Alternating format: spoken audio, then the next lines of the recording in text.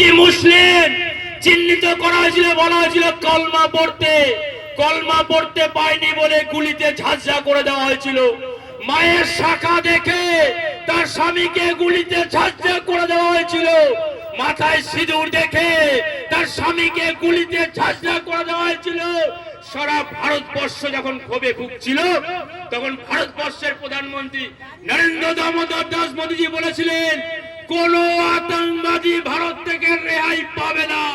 পৃথিবীর যে প্রান্তে থাকুক চুন চুনকে মারেंगे। পাকিস্তানে ঢুকে তাদের মেরে পাকিস্তানকে অপারেশন সিঁদুরের মধ্যে দিয়ে যোগ্য জবাব দিয়েছে। তাই তো মোদীজি বাংলায় আপনাদেরকে বলেছেন এই সরকারটাকে পরিবর্তন করতে হবে। আপনারা জানেন, একটা ছোট্ট উদাহরণ বলতে চাই। ঘিয়ের শিশি দেখলেন, ঘিয়ের শিশি ঠান্ডার সময় জমে যায়। ওই জমে গেলে আঙুল সোজা করে ঘিটা তুলতে গেলে ঘি ভালো ওঠে না। আমাদের নরেন্দ্র দামোদর দাস মোদীজি একটা স্বচ্ছ ভাবমূর্তির দেশের প্রধান সেবক, যিনি বলেন সবকা সাথ, সবকা বিকাশ, সবকা বিশ্বাস আর সবকা প্রয়াসের কথা বলেন। আর তারপরে আঙুলটা সোজা করে ঘি তুলছেন সবাইকে সঙ্গে নিয়ে। কিন্তু আমাদের আরেকজন নেতা আছে, অনেকে স্বপ্ন দেখছেন মোদীজি চলে গেলে ভারতবর্ষ থেকে বিজেপি মুছে যাবে। আমি তাদের স্বপ্নের উদ্দেশ্যে বলতে চাই, আমাদের আরেকজন নেতা আছে যার নাম অমিত শাহ, যে আঙুলটা বেঁকিয়ে ঘি বার করতে জানে।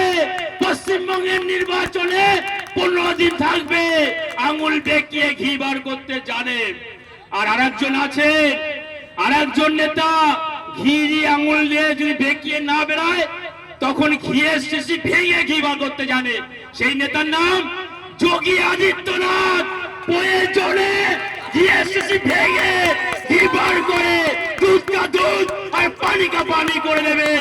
বুলডোজার বাবা আসছে, একটাও জিহাদি পশ্চিমবঙ্গে থাকতে পারবেন না। বুলডোজার দিয়ে বাংলাদেশে পাঠিয়ে দেওয়া হবে। তাই তাদের উদ্দেশ্যে আমি চেতাবনী হিসেবে বলে দিলাম। আর যারা ভাবছেন এই পশ্চিমবঙ্গটাকে গেটার বাংলাদেশে পরিণত করবেন, আর ভাইজান বলছেন গেটার বাংলাদেশ, আর ববি হাকিম বলছেন দাওয়াতে ইসলাম, হিন্দু ধর্মে নাকি যারা জন্মগ্রহণ করেছেন তারা নাকি দুর্ভাগা।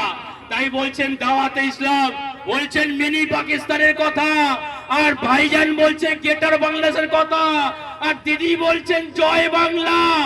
তাদের উদ্দেশ্যে বলতে চাই, ভালো করে শুনবেন। अगर दूध मांगोगे तो खीर दूंगा, अगर दूध मांगोगे तो खीर दूंगा, लेकिन बंगाल मांगोगे तो चीर के रख दूंगा, चीर के रख दूंगा और चीर के रख दूंगा। গণতান্ত্রিক প্রক্রিয়ার মধ্যে দিয়ে।